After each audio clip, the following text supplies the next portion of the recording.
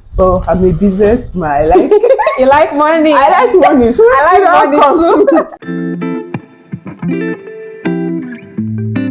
Hello people, welcome back to my YouTube channel. On today's episode of the Business Spotlight, I have the beautiful, sweet, intelligent, all of the adjectives that we can use to qualify a businesswoman here. Her name is Bakhita, but I'll let her introduce herself. Hello everyone, I am Bakhita. My name is Oladimeji Olaniwaju Bakhita, and it's so lovely to be here. Okay, so yeah, Bakhita, what's your business name? What do you do? Just introduce yourself for us. So I'm Bakhita of Sweet, Indulgence by Bakhita. Have you heard of that name before? Have you? Have you? She's a star girl. What was the adjective I was looking for? Star girl. Star girl Bakhita. And I've been baking for how long now? 6 years. It's been long. Really, it seems like yesterday when I think about it. So yeah. Okay.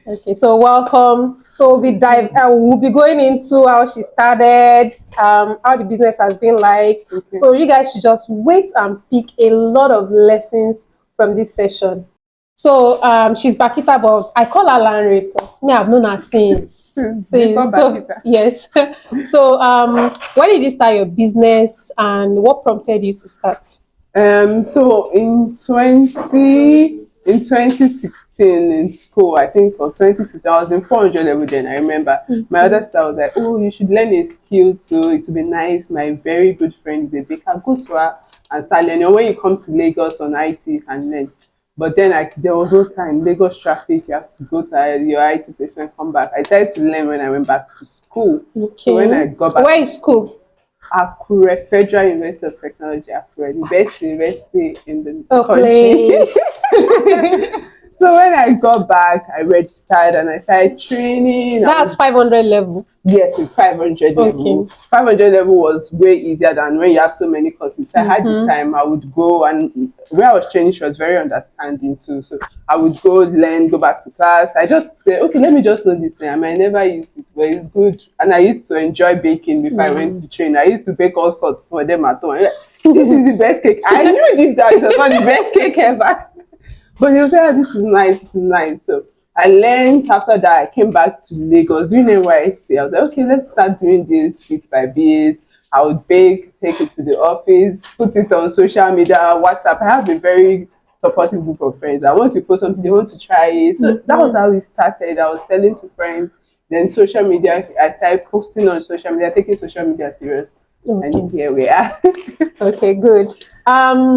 So you would say, what prompted you to start was your sister basically nudging you to go and learn, even though you've been baking all sorts of YouTube recipes. So you had the passion. Yes. Oh yes, I did. Okay, great. Then your sister gave you a nudge.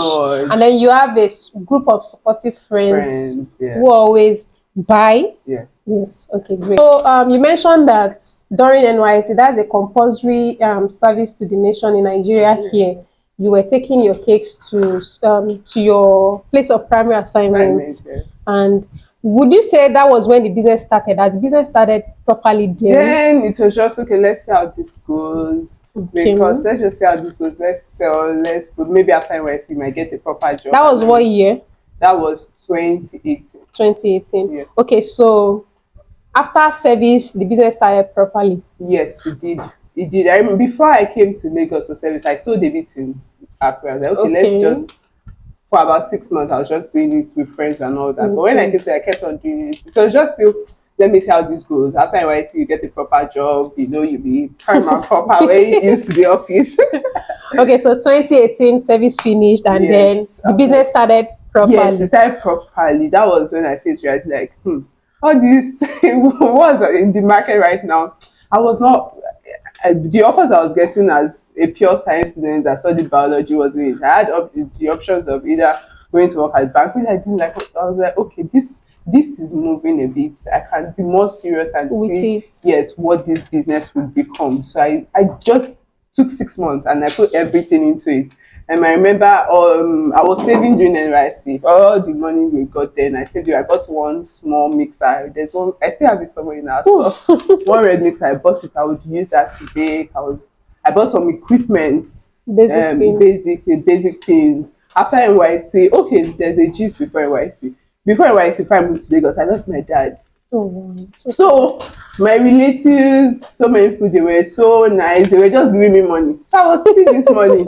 I would I would buy this for cake. I was always putting everything in my business. Then buy this too. But I was so obsessed with buying tools. So I would say that was my starting capital. Okay. It was just full of funds from people. Then because I had money, then after the burial, so many people, I was like, what would I use them? So I was using it to buy things.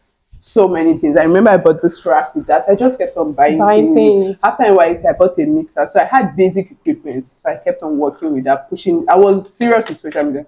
Right from the start. Yes, my friends will wake up and say, Larry, we see you again. No, can we just buy this? I was always in people's faces because I like social media. So it was not difficult for me. For you. Yes, so immediately I kept on, I said, okay, this is speaking. Let's keep doing it. It was not easy because there'll be times where you're not able to do anything for 1 month.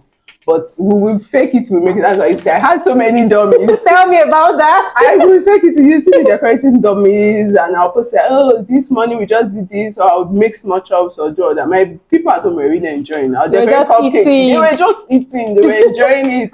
Even if you go to my page, you see pancakes, you see different things there. But I just wanted to put things out there. See, oh, I'm doing something. That was how it started. From what I can pick from everything you've said, your starting capital was mainly from family and friends. Yes. They saw you as a grieving person and then decided to give you money. And you were so judicious with the money, you kept it and then bought a lot of equipment and tools. Yeah. And then of course, your first 2 years in business was basically you creating cakes using dummy. So, and then creating recipes and so much things for your family. And then you were now putting yourself out on social media. Social media savvy, and then you used it to your advantage. Great. So, how would you say in terms of sales, marketing and everything, how would you say your first 2 years in business was like? For the first 2 years, it wasn't really strange because everybody had their own trusted baker. Okay. People didn't really know who this person is. So it took a lot to build a client base that would trust you. Okay. But when you deliver value, people will come back. Tried my best, make sure whatever you're delivering is top notch. That was what I basically did. But it was not easy. There will be times there will be nothing to do. But once there's something to do, make sure I create content with it, I put it out there and all that. It wasn't easy, especially with when I started. I was always making buttercream cakes. I only had a small fridge, but it was not enough to work with whipped cream. So I was always making buttercream cakes. I had sometimes when there'll be issues when you make really small buttercream cakes and I just because you can't chill it. Exactly. So that was a challenge, but it wasn't easy. It was just I was working alone, doing everything. And it's so business and so proprietary. Okay, so the first 2 years was you building client base, trying your best to gather money to still buy other equipment that you would use, like a fridge for whipped cream cakes. Because I think that at that time, the demand for whipped cream cakes has now increased. Yes, it had, but you have to, let me send this out, try decoration, because the fridge available could only take one cake. Great.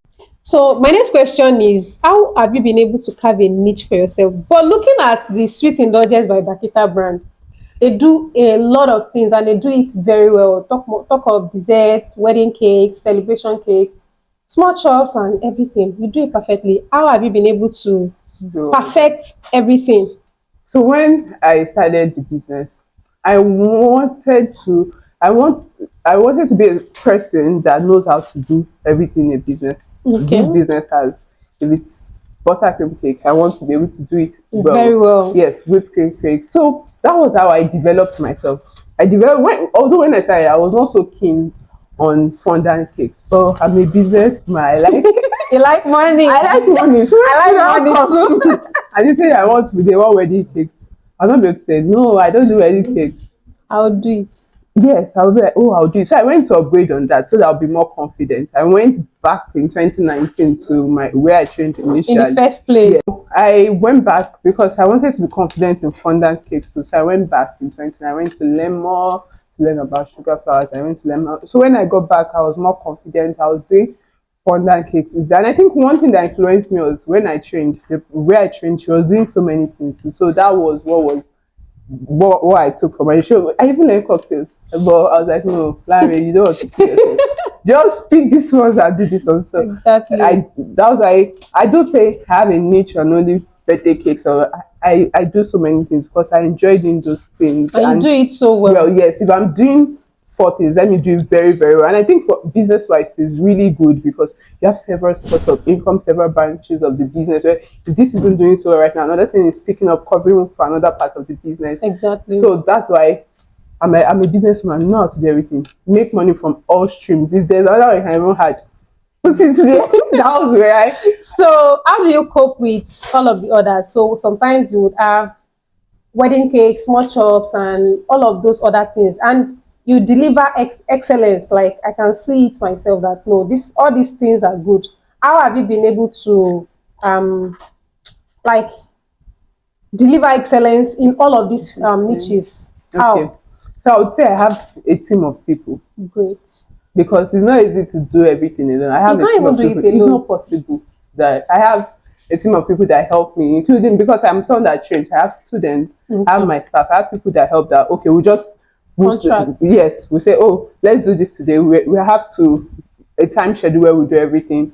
So you have to work effectively. You know, you're doing this today, you plan adequately. That's what I ensure I do. We always know what we have to do for the week, so we plan adequately and we divide ourselves into groups and it goes smoothly. Okay, so there's you have a team of people, a team of staff that work with you. You have students that help as well, and this has led to division of labor.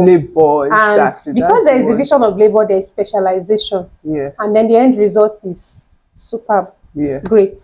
Taking lessons. So moving on, how have you been able to manage marketing and sales? Okay, so for marketing, because basically, I did say this from the start, but I bake from home presently. Okay. I run a home bakery. So there is no working store that people can come to and say, oh, every day I'm picking this, I'm picking that. So I know for someone like me, you have to know your strength. Your strength is to always put yourself on social media. That's the #1 selling platform for me, except referrals and all that.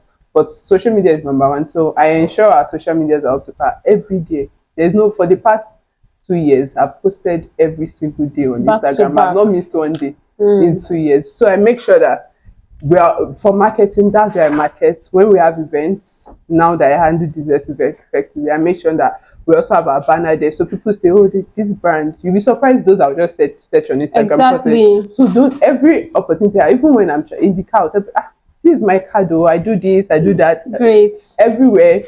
Church, every opportunity I have, I'm telling people this is my business. I'm not ashamed of my business. I'm not ashamed market shamelessly. Yes, I market on every platform I can.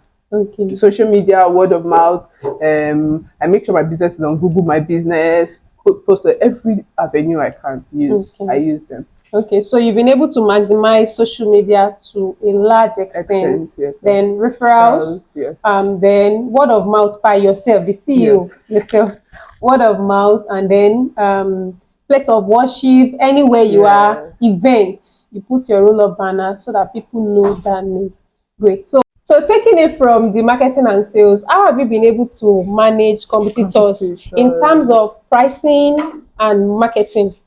Pricing, in terms of pricing, is a big problem because I think in our industry there are so many people that don't know their worth yet, or that don't get their numbers right. Because people will come to me like, oh, I want this, and you tell them, oh, somebody else told me this. But I've learned now to be firm with my your own price, because I understand that people that understand your value and see that, okay, what you deliver is up to par, they would stick with the brand. Because in the end, you want to have a sustainable business, not a business where you're just doing cakes or making things because you want to show off that you're busy.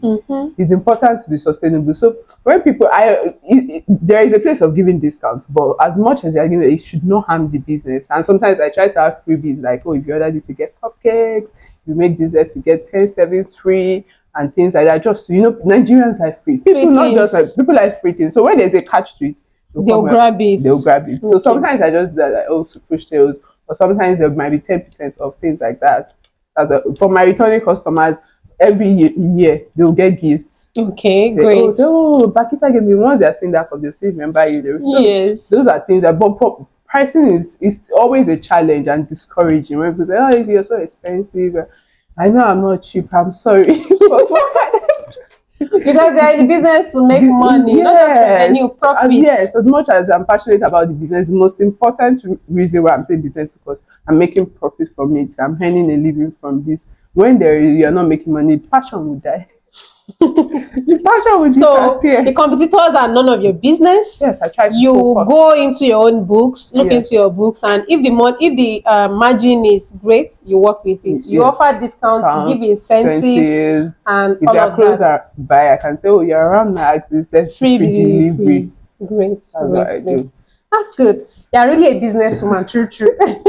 So moving on. So, as a business owner, a cake business owner that has been in business for over 6 years, and you've been sustainable. February, almost 6 years. And the business has been sustainable. It's been giving you good turnover.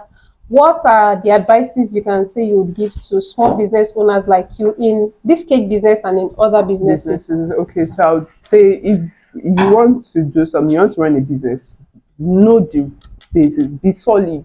That's what I tell people. If you're not solid in your business, you would have issues.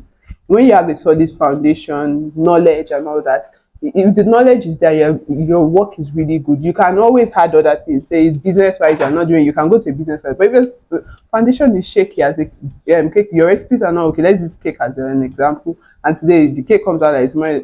That's a problem. So if you're solid, your knowledge is solid. If you're not, learn more. See, sometimes people are like, it's so expensive to learn. So no, but when you think about it in retrospect, that will bring you more sales. That will be so. I'm never scared of learning it. Sometimes almost every year, I find a class, a course to attend to know that I've learned something for my business. I've broadened my knowledge. So be very solid. Have a solid foundation in that business, in that skill, and also put yourself out there. Don't use every avenue to sell yourself. That's one of the most important things as a business owner, because nobody else will do it for you. You are not a big company that has you are not a multinational company that has marketing budgets to do adverts and all that. You will do it. You will put yourself out there.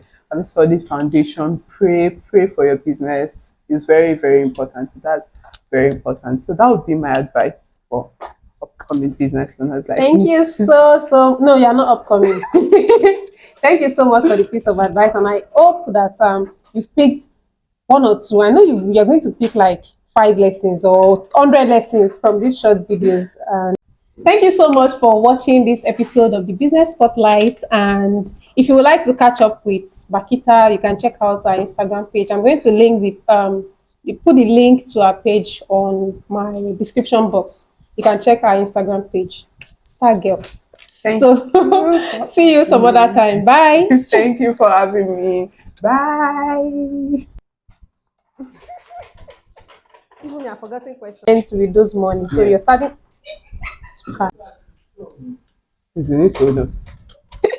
Moving on, Auntie. So the next question is, how have you